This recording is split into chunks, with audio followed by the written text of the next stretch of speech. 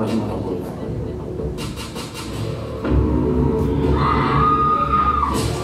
Ano nangyayari? Bakit nila gusto patayin lahat? Nakapasok na ang siyalo!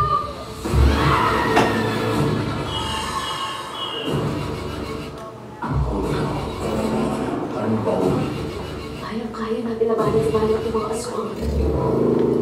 Kalabuhan. Hindi tayo makakatakas sa kanyang kalaman. Mapamatay ka ba, kuya? Nahirapan na tayo. Hindi kaya kaya natin ito. Hindi tayo pwede mamatay dito, kuya. Kailangan mahanap ko siya. Kailangan malaman ko kung ano nangyari sa kanya.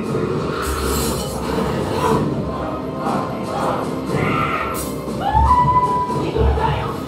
Yan ang mga pala.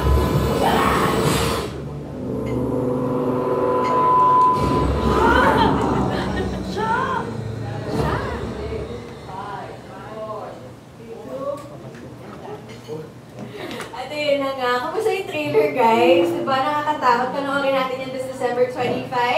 At ito na nga, makakasama na natin today ang dalawa sa mga bida sa nakita nating trailer ng Shake, Rattle, and Roll Evil Origins na recently awarded as Love Team of the Year in PMPC Star Awards for Movies. Let's all welcome Francine Diaz and Seth Madeline!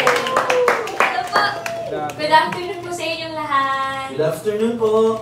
Yes, good afternoon. Thank you so much for joining us. Kahit alam namin sobrang busy nyo na. Diba, grabe. Thank you, ate, for having us. Yes, we're so happy to have you here. Okay, so gusto nyo bumati muna sa lahat ng mga media friends natin at sa lahat na nakatutok ngayon online. Yun po, binabati po namin kayo magandang tanghali sa lahat po na nanonood at sa lahat po na nandito, ang mga kaibigan namin ni Jen Perez. Maraming salamat po. Sana mag-enjoy kayo sa pintuhan natin. Oh, thank you once again for joining us and congratulations for being part of MMFF again. Siyempre, ang dami nating magandang nakuhang feedback sa My Future You. At ngayon, nagbabalik kayo sa MMFF. How does it feel na, siyempre, tradisyon ko ng mga pamilyang Pilipino at kasama na naman kayo? Nagturuan pa.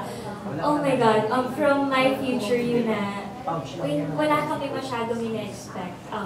Gusto lang talaga namin nun na ma-appreciate nila yung ginawa namin, lahat ng pinaghirapan namin para sa pelikulang yun. Sabi nga namin, last year na audition ulit natin to sa lahat ng tao. Kailangan maayos, kailangan maganda, kailangan gagalingan natin. And now, biglang balik ulit ng MMFF, tapos this time Shake, Rattle, and Roll naman na parang it's a legacy na hindi lang ng Regal, pero parang tingin ko buong Pilipinas na bawat pamilyang Pinoy, alam ang Shake, Rattle, lumaki tayo ng kasama ang Shake, Rattle, and now parte na kami ng legacy na yun. So, more than sa pagiging grateful na mapasama kami dito, na-excited kami na mapanood kasi parang iba yung feeling na yung parang ina-idolize mo lang kasi yung pelikula. Tapos parte ka na nun. Sobrang gandang Christmas gift niya this year. So it's more of fun. So, pasado yung audition nyo, no? Kasi nakaulit. Mas nakapag-audition ulit. Ikaw naman, Seth. Yung unang-una namin na MMFF, yun talaga yung parang isa sa mga talagang parang wow na hindi namin makakalimutan. Pero nung nalaman po namin na gagawa kami ng Shake, Rattle, and Roll muna yung nagbalita sa atin. Pero hindi pa sure kung makakapasok sa MMFF. Kasi may entry may kumbaga, may category, may Criteria. basta yun. Hindi lahat mapalad na makapasok. Ganon din po yung My Future You. Tapos nung nakapasok siya ng MMFF, talagang parang ito ulit tayo. May experience ulit natin. Na-experience natin yung first time tayo.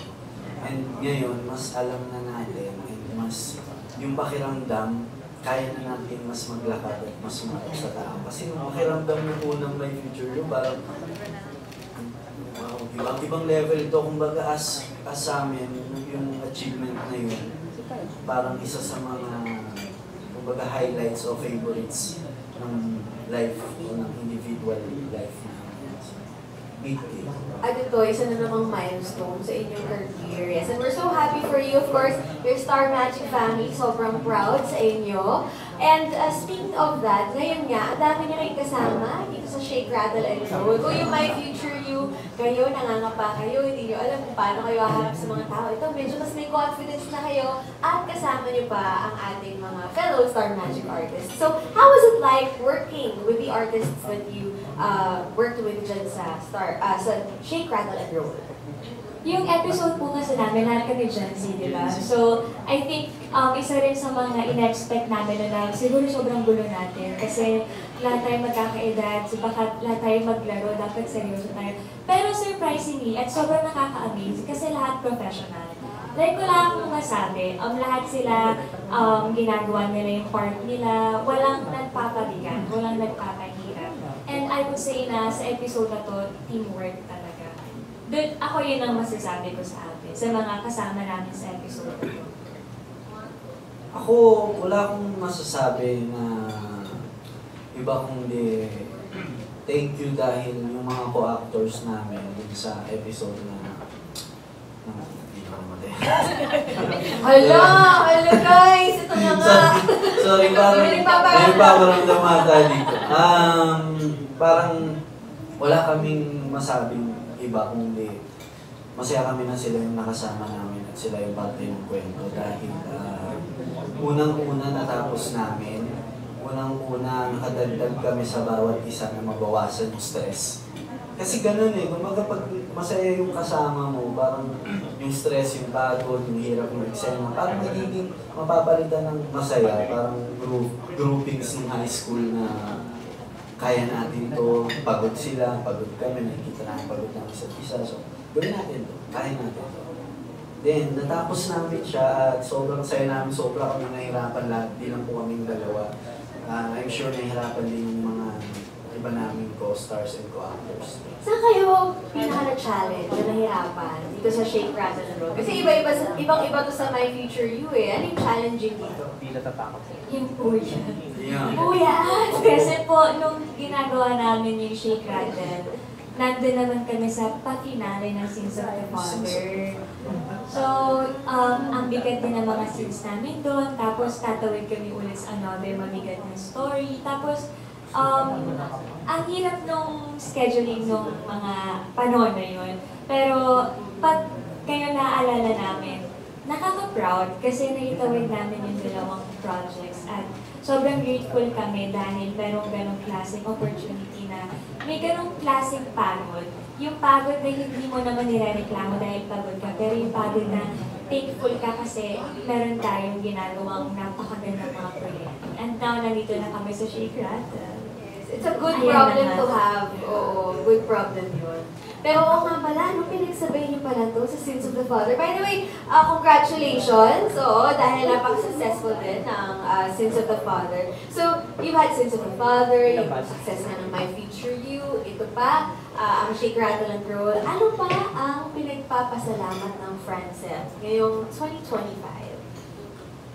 Ako ang masasabi kong ipinagpapasalamat ko ay hindi kami nagkasakit talaga ng yes, sa dinami-dami ng ginawa namin ng yung emotional stress, yung physical stress, lahat. Kasi syempre sa isang eksena, yung ginawa din namin nun sa Shake, Rattle, pati sa serye, nasusugatan kami, umuwi kami na may pasa.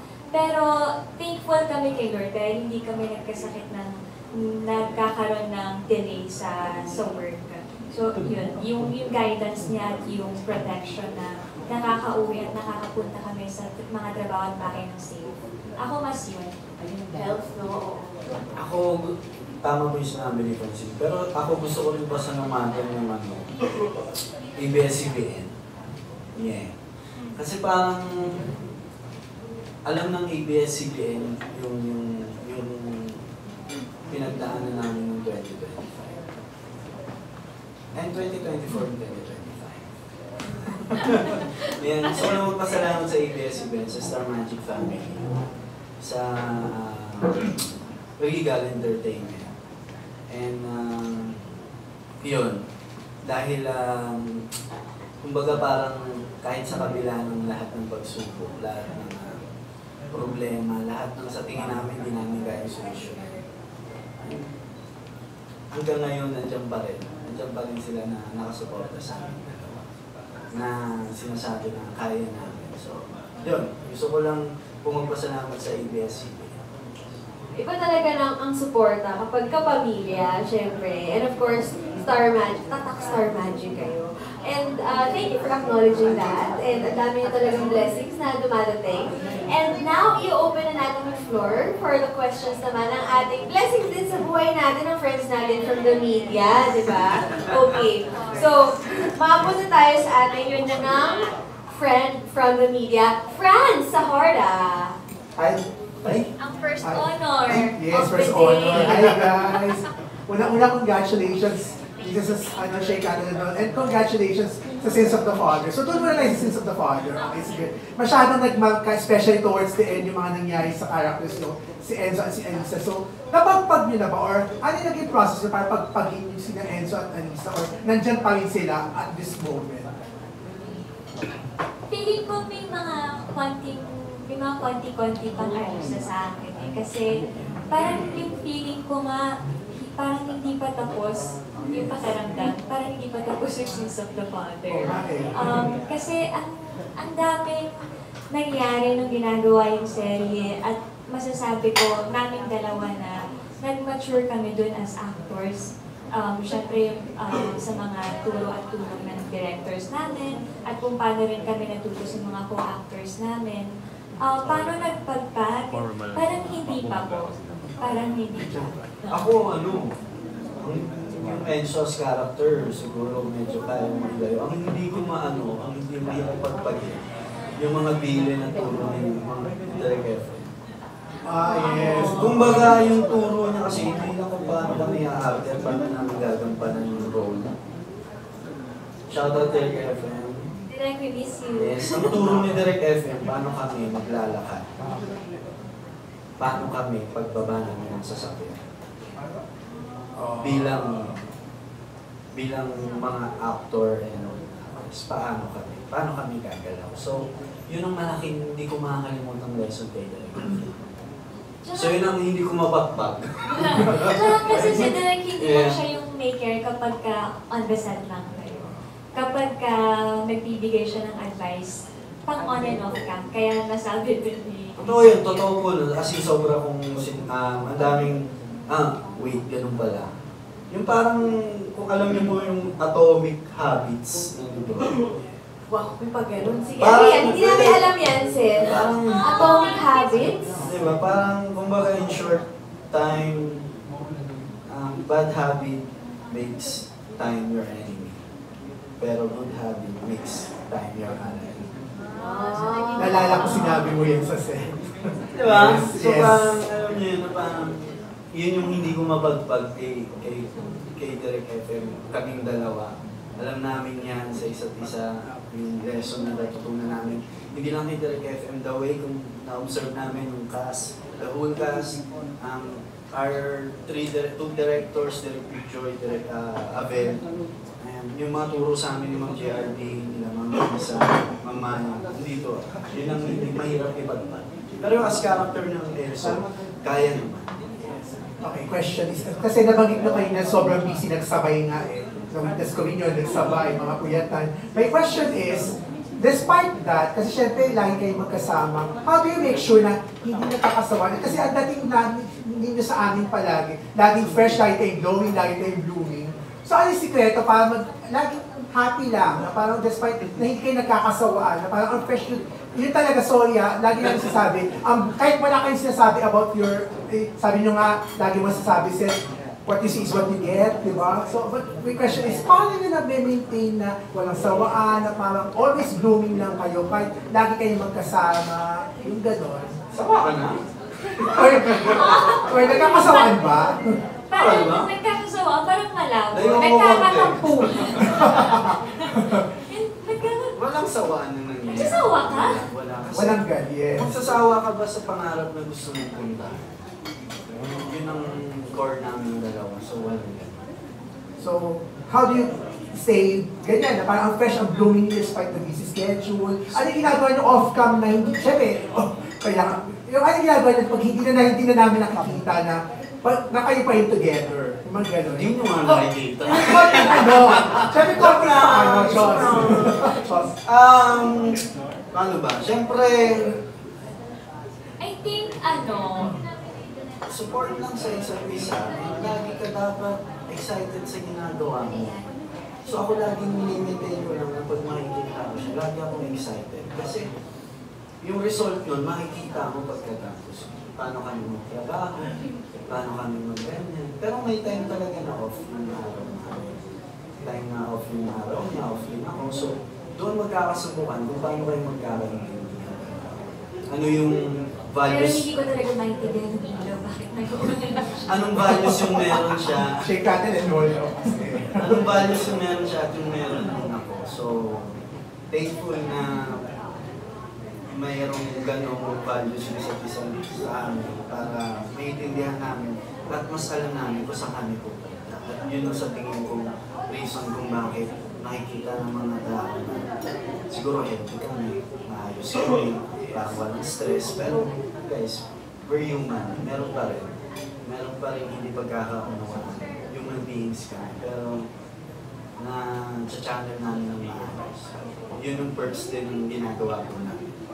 Control the emotions and channeling it kung paano ilalagay. Lahat ng dito. Ito na last question na lang. Ayoko na makawala na ako set mo. Question is, kung yung happiness ng mga puso niyo ngayon from 1 to 10, walang specific but generally, gaano ka-happy yung puso niyo ngayon from 1 to 10? From 1 to 10. Yes. 10,000. Wow! Oh, Sobrang wow. 10. 10. 11. Ako, 10 and contented. Yan. Thanks guys. Congratulations sa dalawang project nyo. Thank you, Franz! Grabe yung, wait lang yung mahamove on dun sa magsasawa ka pa sa pangarap na gusto mo. O yun nga eh. Tininaw talaga yung reaction ng lahat. Parang wait lang. Trinap niya yan casually. Yung kinasuan yung sinabi yun. Grabe, parang ngayon lang ako nakarinig ng gano'n na. Ang ganda nun. Okay. Ngayon punta naman tayo sa ating next question. This is from Pauline Pascual of Daily Tribune. So ito, babalik tayo sa Shake, Rattle, and Roll. What is your biggest fear? Kasi nga, syempre, horror movie ang Shake, Rattle, and Roll. Let's talk about fears. What is your biggest fear? Saan takot si Francis? Nasabi ko na to, lagi ko itong sinasagot pag yan ay takot ako sa oras. Ang bilis niya eh. Parang, minsan mabilis siya, minsan mabagal siya. So parang minsan may feeling ako na baka napag-iiwanan ako, pero baka mamaya nasosobrahan naman ako, baka nagiging advanced naman ako. And then minsan, nag-start ako matakot sa time nung nagiging busy na yung schedule ko. Kasi, pag naiiwan ko yung mga kapatid kong maliliit sa bahay, as in baby pa sila, tapos biglang, pag umuwi na ako ngayon, na-realize ko, shocks, mas matangkad na sila sa akin, yung isa pa college na, yung isa na magsi-senior high na, yung bunso namin mag-high school na. So parang, nakakatakot sa sobrang bilis na parang baka sana meron pa akong time for the people I love at sa mga gusto kong gawin pang mga bagay for myself. So, I fear time. Relatable yan. Ang dami lalo na yung mga magulang, di ba? Yan din yung fear, yung hala, ang bilis nung oras, lumaki yung anak ko. Ikaw naman, Seth. Ako katulad nung sa Shake, yung future. Pero pag nagmamahal ka, matatakot ka sa mga taong mahal mo at naiiwanan. Ay, Bo? Siyempre! Ay, wow! Yung tatakot ako kung anong magiging, Talaga? in general yung earth, anong magiging yung mundo, pag nilisan na ko na itong mundong to, anong meron pa sa mga descendants o ascendants. descendants ko. Anong may iwan sa kanila. Gusto ko kung anong meron tayo ngayon. Pero hindi ko alam kung ano yung para sa kanila. Doon ako natatakot na sana may experience nila kung anong na-experience ko. Kasi parang sabi nila na ano nangyayari, di ba? Ang saya isipin na lahat ng tao magkakasundo. Di ba? Parang ang saya. Parang wala kang ibang iisipin. Kumbaga, mabuhay ka lang gumisip ka, yun yung pinakamahalaga. Doon ako natatakot. Sabi, tayo.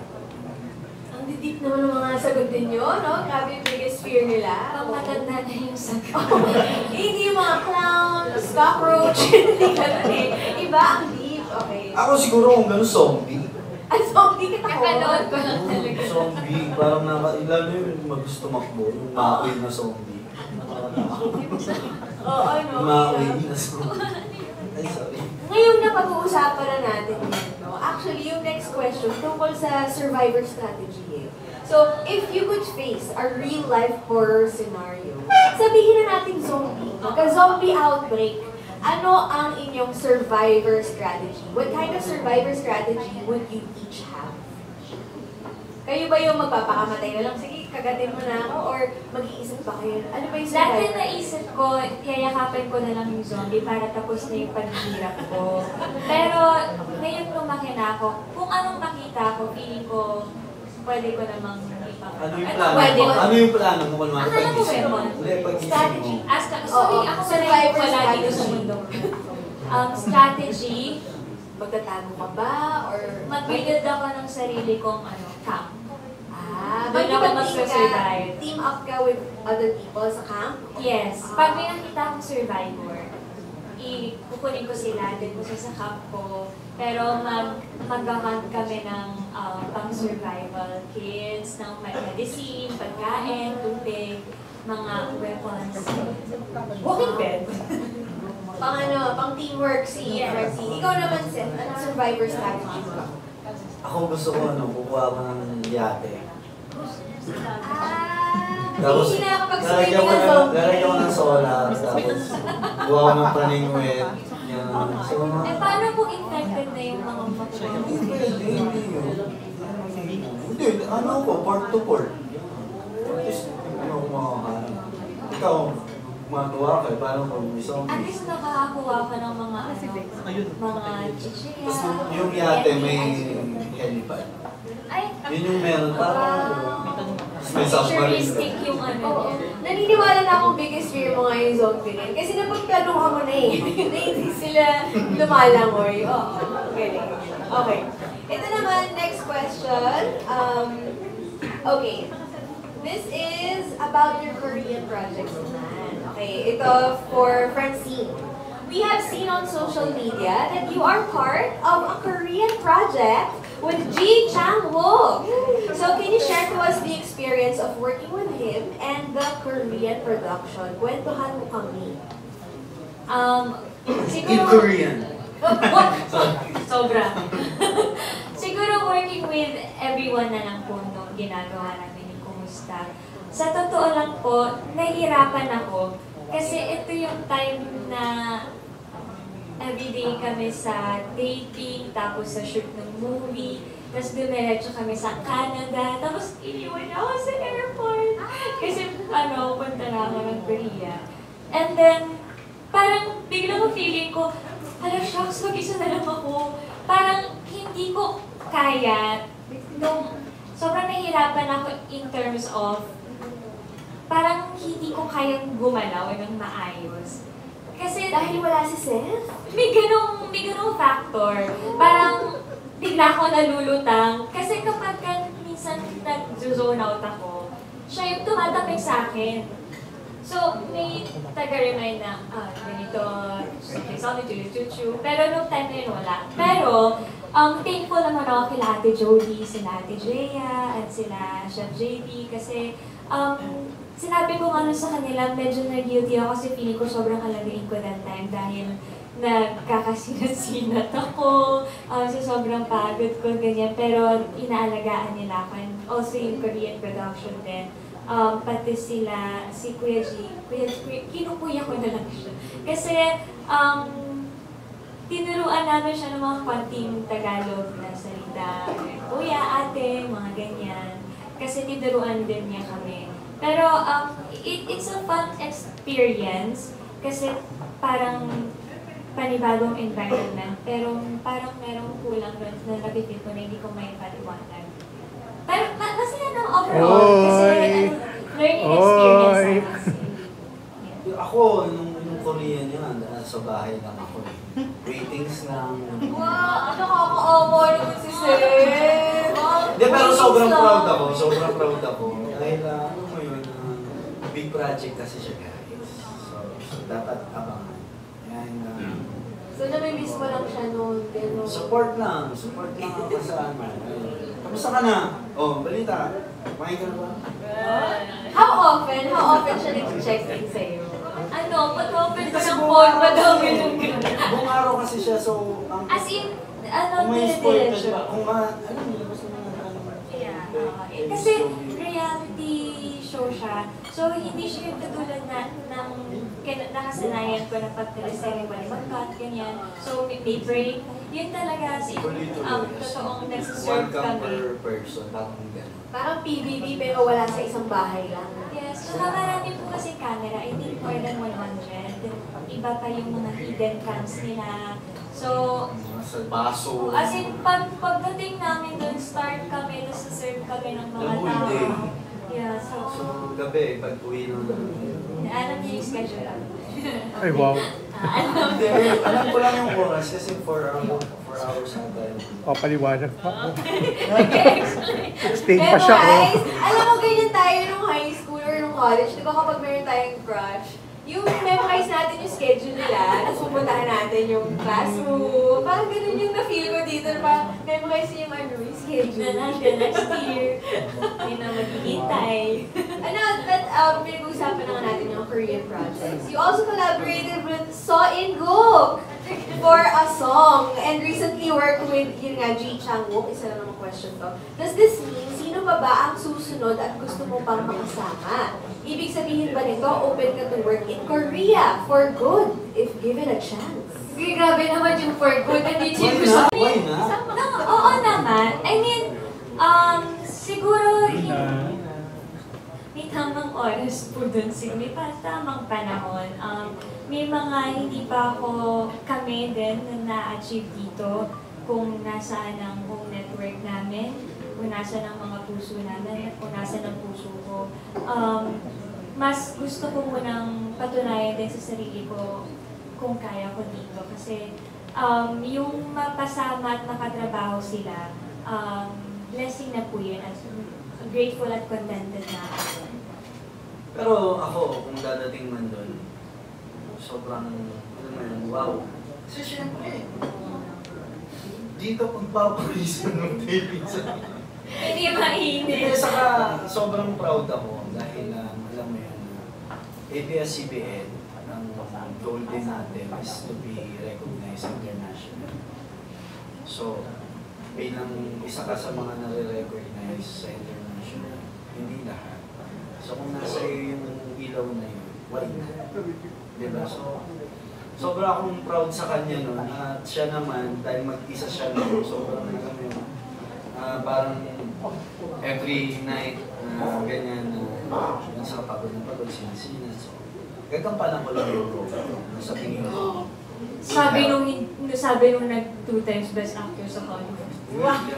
Hindi po. So, yan, ako, gagawin ko lang yung sa tingin ko deserve niya para sa kanya.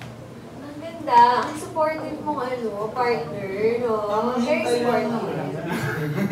Tsaka you're looking at the bigger picture. Talagang naisip mo na ABS-CBN, pag-global yung approach, diba? Gusto natin ini-export natin yung mga star magic artists natin. So, ang ganda ng perspective na yun. Saka gusto namin, magawa ng pelikula sa Korea. Oh, why not? Diba? Okay, ngayon naman ay pumunta tayo kay Vix Almacen of Avante and Vix Buzz. Hello guys! Yung papunta ba ni Francine sa Korea, yung pag-work nito, yun ba yung pinakamatagal na panahon na hindi kayo nagka-kita or nagsama? Yes. Ayun. Oo. Pero gano'n kahirap yun na malayo kayo sa isa't isa? Nagkasakit nga po. Oh, dahil pala doon, dahil hindi kayo nakita, Hindi pa kasi pagod. Hindi ba sa weather? Mahirap siya. Mahirap lang yung sanay ka na kasama mo o araw-araw kayo may ginagawa. Tapos magkasama kami dalawa, tapos nasanay ka. Yun yung parang mahirap. Pero in terms naman, syempre, namimiss kayo. Pero wala naman yung sobrang hirap na parang gano'n. Saka, dapat nga ako magsusundo sa kanya sa airport. Ba't tinatutunan ko? Ako ba nagsundo? Hindi natuloy kasi bumabag yun. Pero Francis, siyempre ikaw, kumbaga, usually yung work mo kasama sa set, nagtutulungan kayo, at that time, wala sa set. Was it challenging for you? Opo, yun nga po yung sinabi ko po kanina. Totoong challenging siya. Hindi to MME guys ha, hindi pa rin love team mo. Ang hirap po talaga nung time na yun. Kasi parang yung my mind is all over the place. Yung tamang definition, description ng sarili ko that time. Parang nabigla ako hindi ako prepared. Kasi sa isip ko noon parang nandun pa ako sa Pilipinas na nagtatrabaho ng 2 projects with him. Tapos, iba pa yung mga ginagawa namin outside sa taping and sa shoot ng movie. Tapos biglang, ikaw na lang to. So parang, shucks, paano ba? Parang, hindi ko nakalimutan ko pumilos ng independently. Pero paano nakatulong din si Seth? Paano ka nakatulong si kay Francine? Maski na magkalayo kayo? Hindi, sobrang supportive po siya. Sa totoo lang. Siya yung laging, okay ka lang ba dyan? Kamusta? Kumain ka ba? Ano nang ginagawa nila sa'yo dyan? Kasi dire-diretso po talaga. As in, doon ko rin po nasabi na ganun pala na-feel ng mga Pinoy Noel. Kapag nalalayo sa mga mahal nila sa buhay. Oh, ito ba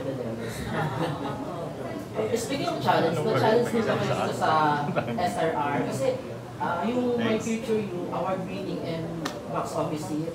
So dito di ba na-challenge kayo? It's a big franchise yung Shake, Rattle and Roll. So yes, kung paano namin mapapakita at paano namin mabibigyan at masusundan yung espiritu ng Shake, Rattle and Roll para namin ma-maintain yun. Yun yung challenge. At syempre, sa tao naman na nakapanood ng My Future You, siguro this time masahanapan kami ng tao. At sa tingin namin kung ano mangyayari, kung ano yung kaya namin ibigay pa. Baka kasi tsumamba lang, baka sabihin na hype lang. So, no, habang ginagawa namin yung Shake, Rattle and Roll, nakalagay sa isip namin yun, kailangan sundan natin ng mas maayos. Hindi dapat pag ganon, dapat pag ganon. So, yun, syempre, nagmamature tayo, nakatulong din sa amin ng Sins of the Father, in terms of acting, yung natutunan namin, so, binabit namin doon, paano kami mag-characterization, yun ang mga challenges. At yung pagod, paano namin i-shoot, kung yung mga actions, basa, sakit ng katawan, dumi, yung dugong malagkit, yung tikot ng kay pawis ka pa, medyo ka pa, so puyat ka pa, sakit pa ng ulo mo, yun yung mga challenges. How about Francine? Sabi na love team kayo, di ba? Mahirap bang paano nyo napipigil yung sarili nyo kung hindi ma-develop or or baka na-develop na ayaw nyo nang bigyan talaga ng label?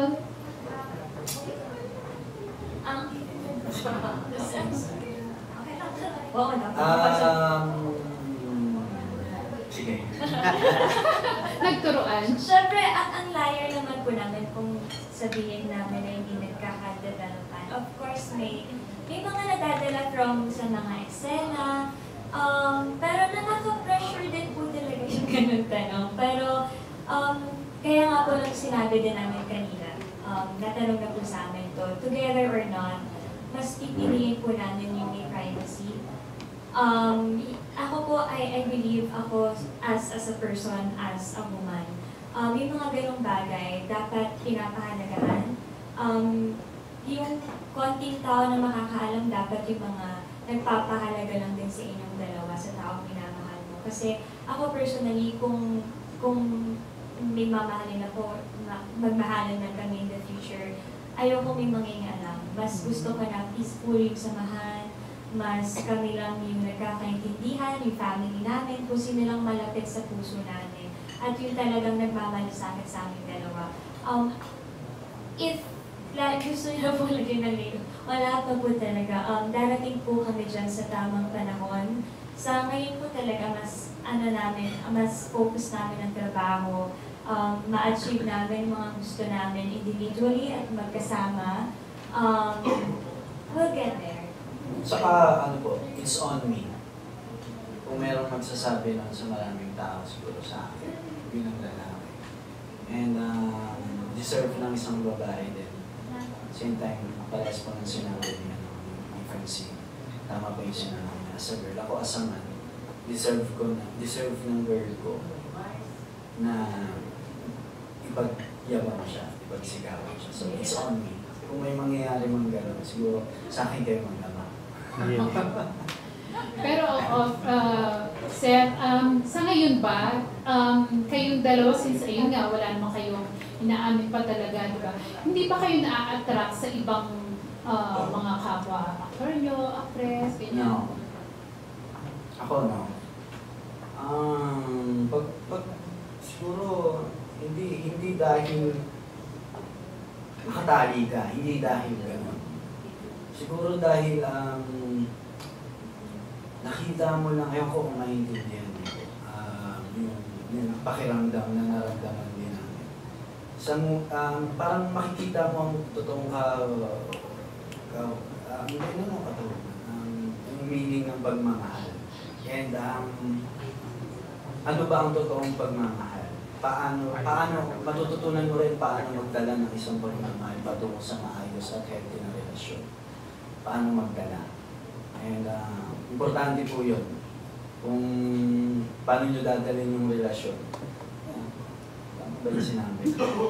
So ikaw yung serious type talaga? Isa lang? Dapat po. Talaga dapat. Dapat pa ba tayo nagkukasya? Saka, paano ko ba? Ako, transparent ako sa akin.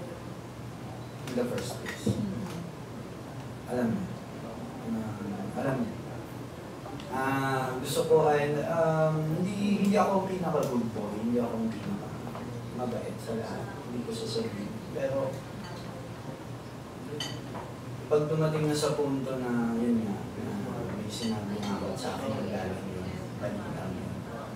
Ibig sabihin, pinag-isipan ko siya ng maayos. Pinag-isipan ko maraming beses bilang lalaki at bilang nagmamahal sa isang babae. Wow. So, mga fans na talaga naiinip na yun, no?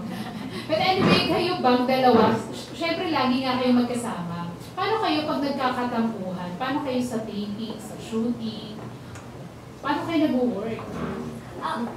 Napag-usapan na po kasi namin ito bago pa nangyari yung mga ganyan na kung may mga hindi pagkakaintindihan pero kailangan magtrabaho, trabaho ang uunahin natin. Hindi kami pwede maging cause of delay dahil lang may tampuhan kami. Hindi pwedeng gano'n. So, madalas na nangyayari. Kasi alam naman po namin, minsan tampuhan namin pang bata lang yung maliit na bagay lang. Na usually pareho lang kaming gutom, pareho lang pagod. So, nauuwi lahat sa pagkain. Yan. Sa ice cream. Minsan, yung off ka lang, mas more on sa off, yung hindi maayos yung timpla ng isa, tapos papasok. Tapos parang, anong problema? Parang may ganun. Teka, ako ko lang, balas, bibigyan ako. Ano ba yung mamaya na pagkatapos. Parang ganun. Mas ganun lang. Pero, empleyado pa rin po kasi kami. Kumbaga, nagtatrabaho kami. Ang pinaka magsasuffer naman dyan is yung mga crew. Kung meron kayong kalupuan, kayo, imbis na pauwi na. Po, pulisan, no? Diba? So, ayaw namin po lang. Ayaw namin maging cargo sa lahat. Sa bigat ng bawat isa. So yung bigat ng emosyon, hindi nyo nadadala sa scene? Yun po ang pagmamalaki ko kasi kahit hindi kami okay, pag umarap kami sa camera, kumanta kami o mag-perform kami asap. mag-perform kami sa Showtime o kahit saan po. Mag-mall tour kami na may moment na hindi kami okay. Gagawin namin na hindi namin bibit-bitin yung problema at hindi namin isi-share yung energy sa ibang tao. Kasi akala mo okay ka pero yung energy at yung vibe mo, na malaking factor yun na ma-apekto kayo yung surroundings mo. Dapat conscious ka rin dun sa vibe na binubuhat mo sa room at yung ugali mo sa sarili mo, sa aming dalawa. Isipin mo kung siya gano'n na, tapos ako ganito, paano masasabi? Ano, napulaan na kami. Ayaw namin napula.